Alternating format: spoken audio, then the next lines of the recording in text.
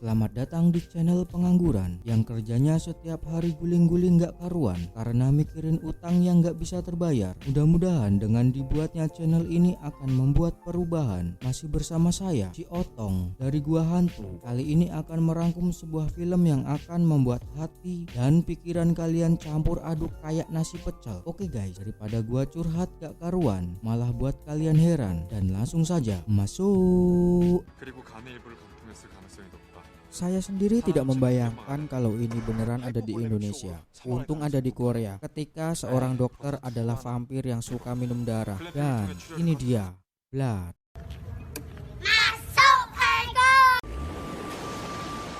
Diperlihatkan sebuah mobil jeep bergerak di atas tanah lapang menuju ke sebuah gereja tua. Gereja yang sudah hancur bangunannya. Seorang pria berjas putih dengan slayer penutup mulut hidung keluar dari dalam jeep. Dia langsung menuju halaman gereja mengecek sebuah batu nisan yang bertuliskan, "Jangan cari kematian, kematian yang akan datang menghampirimu." Pria ini lalu melakukan penggalian di halaman dan menemukan banyak tulang belulang di dalam tanah. Dia pun memperhatikan bagian-bagian taring, buku jari, dan baju. Pria ini pergi ke perbatasan Republik Kochenia, distrik Soboku, di mana para tentara dan dokter bahu-membahu memindahkan pasien. Salah seorang teman dari tokoh utama kita, yaitu Pak Jisang, datang mendekat dan mengatakan padanya untuk cepat mengungsi. Dengan tenang, Jisang pun bertanya apakah pasien bocil mereka sudah dipindahkan. Temannya Jisang pun mengatakan itu tidak bisa dilakukan, akan ada pendarahan jika melakukannya dan harus dioperasi terlebih dahulu. Salah seorang tentara menghampirinya dan mengajak mereka untuk cepat mengungsi. Jisang pun menyuruh si tentara itu untuk menutup mulutnya. Si tentara pun pergi. Temannya Jisang pun menyatakan diri untuk ikut pergi bersama tentara dan mempersilahkan Jisang mengoperasi pasien seorang diri. Kemudian Jisang pun pergi ke rumah sakit di mana pintu masuknya sudah ditutupi oleh bangku dan meja. Jisang pun membuang permen karetnya dan mengeluarkan obat hijau dari wadahnya. Setelah memakan obat hijau itu, dengan mudah Jisang pun melompat melewati penghalang pintu dan menuju ke ruangan di mana ada seorang bocah bule dirawat dengan perut terluka. Jisang pun memindai tubuh pasien kecil itu. Matanya berubah hijau. Setelah mengetahui penyebab pastinya, doi pun mulai melakukan langkah taktis, yaitu mempersiapkan prosedur operasi. Setelah semuanya siap, Jisang pun berdiri di sebelah tempat tidur dengan tangan terangkat, matanya pun terbejam, membayangkan tahap demi tahap operasinya siap. Dia memulainya dan meminta alat operasi pada pasiennya,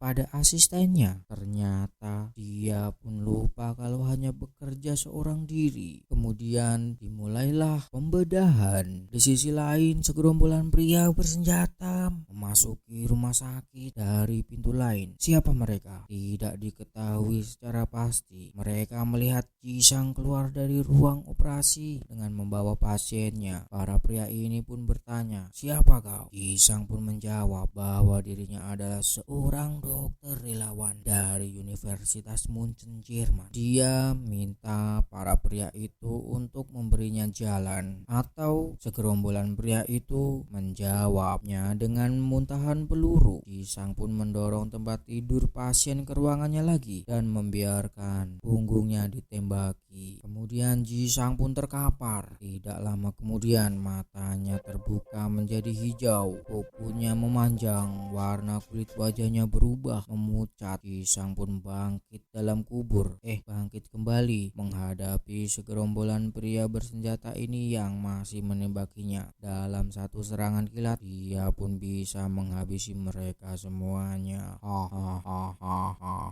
Jisang adalah seorang vampir, lebih tepatnya lagi salah satu orang yang terinfeksi virus VBT01.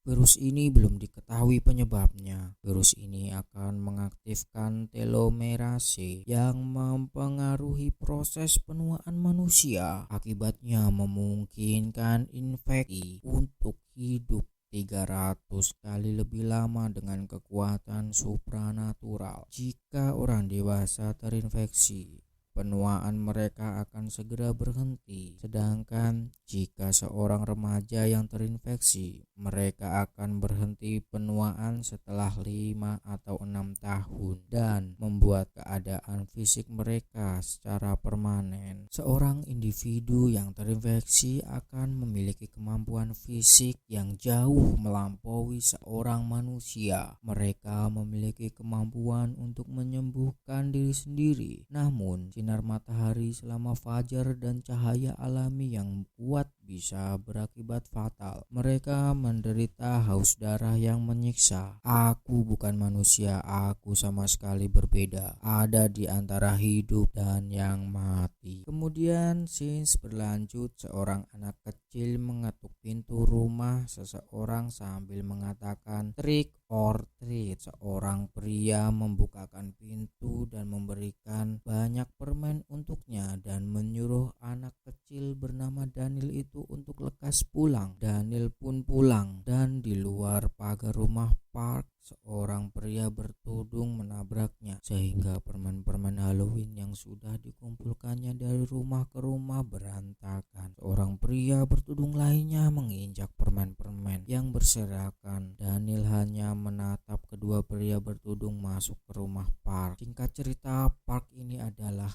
ayah dari tokoh utama kita, yaitu Park Ji-sang. Di dalam, Park sedang mematikan lampu ketika tiba-tiba dirinya diserang dua pria bertudung ini. Park coba melawan, tapi dalam kondisi biasa kemampuannya kalah jauh. Keluarlah kemampuan vampirnya. Tiba-tiba terdengar suara tangisan bayi di lantai atas. Pria bertudung itu berlari ke atas dan satunya berusaha menghalangi Park. Park menghajar pria bertudung yang menghalangi jalannya dan coba mengejar pria bertudung lainnya. Park berhasil menangkap satu kaki pria bertudung yang sudah naik ke tangga, kemudian menghempaskannya ke lantai. Pria bertudung lainnya memukul Park dan mencekiknya, mendorong ke tembok sehingga pria bertudung satunya bisa naik ke atas dengan aman. Sayangnya, begitu membuka kamar, pria bertudung hanya menemukan suara rekaman bayi dan ibunya di tempat tidur. Di tempat lain, istri Park menyetir mobil seorang diri. Di belakangnya ada seorang bayi. Mereka pergi ke suatu tempat entah kemana. Kembali ke rumah, Park sudah tak berdaya menghadapi dua pria bertudung. Seorang pria lainnya, bos dari dua pria bertudung, datang. Dia duduk di hadapan Park dan menanyakan, Sun Yong.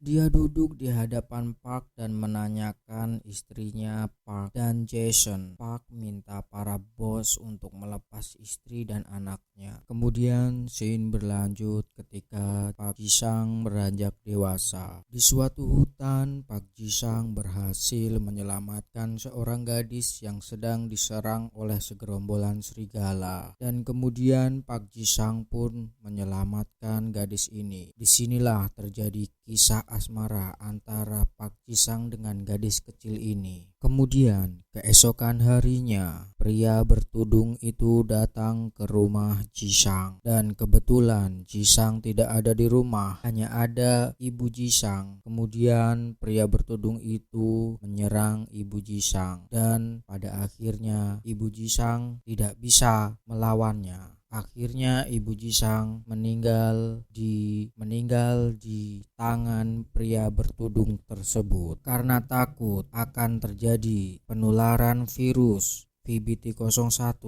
Ibu Ji-sang menyuruh Ji-sang untuk membakar jasadnya beserta rumahnya. Akhirnya Ji-sang pun membakar jasad ibunya dengan rumahnya juga. Kemudian scene berlanjut ketika pada masa sekarang, yaitu dalam peperangan di Korea. Dan pada akhirnya Ji-sang pun terkena bom, ledakan bom yang sangat dahsyat. Karena Ji-sang telah memiliki ilmu rawa rontek, akhirnya Ji-sang pun tidak kenapa-kenapa. Dia masih baik-baik saja. Dan inilah akhir cerita episode 1. Bagaimana kelanjutan episode 2-nya? Tunggu ya guys ya. Jangan lupa klik subscribe, komen, like, dan tekan tombol loncengnya agar kalian mendapatkan notifikasi video terbaru dari channel ini. Terima kasih. Dadah.